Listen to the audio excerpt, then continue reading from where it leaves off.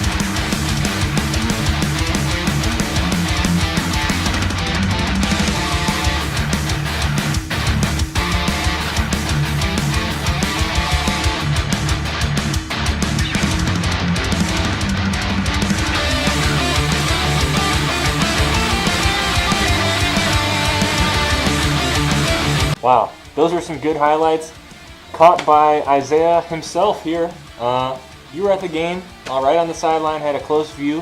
What was your takeaway from last week? Well, Hobart is as good as advertised. You knew Gavit's emotions were going to be high with that being the last ever game that they'll ever play on their field. And they had to play a really great Hobart team. So you knew that the emotions would be high, but just Hobart just dominant on defense, swarm tackling the ball, and just getting in there at all rates and making it happen for a very convincing opening round sectional win. Who really stood out to you last week? The players that really stood out was the whole team, but in particular, Ryan Turley ran the ball really hard. Oh gosh, Zach Bode, man, that kid is phenomenal, and he's proven it day in and day out. Riley Johnston distributing the ball up and down the field, constructing the offense.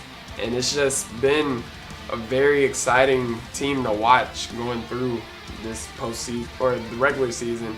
And now I look forward to being along the ride on the postseason. Next week, Hobart plays Westside in round 2 sectionals. Hobart has never lost to Westside. No, we remember ourselves. We used to play them first game of the season, and other than the year 2014 when they had Lonnie and John Bay, it's always really been pretty easy matchup. I mean, they play you tough early, but just the depth of Hobart is what really stands out in a matchup like this. So I look forward to seeing Hobart do exactly what they did last week, getting in the game early and making sure they don't make any mistakes, whether it's offense, defense, or special teams. Westside actually didn't play last week. They won coming off a forfeit against EC Central. Unfortunately, due to the COVID-19, someone tested positive.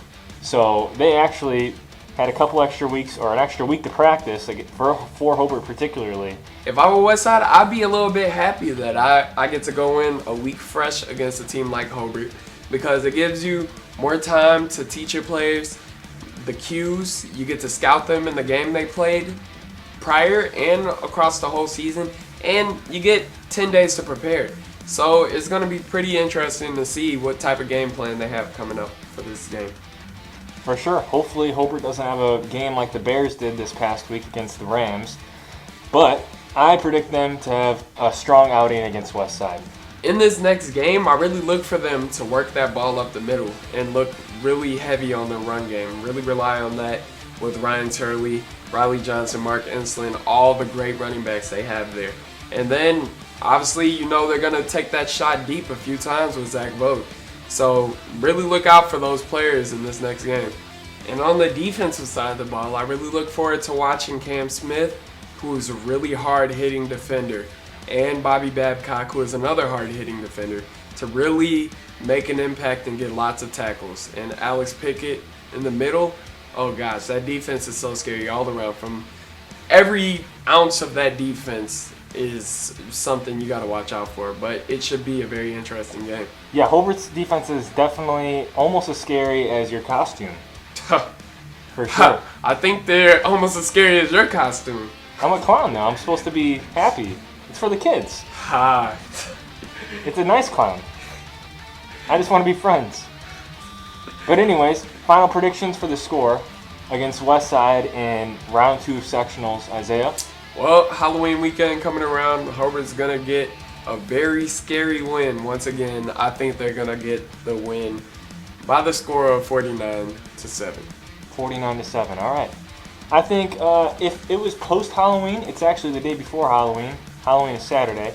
But I think, if they had that extra candy and energy, they would beat them in the 50s, 56 to 10. But I'm going to say 45-14 Hobart. Well, there you have it. Look out for the highlights from that game. And everybody have a safe and happy Halloween. Tune in to the Golf Plus Sports Show on Monday night at 7 o'clock to hear our analysis. So see you guys soon. Check the kids' candy. Well, I'm telling them to stay safe. Check their kids' candy.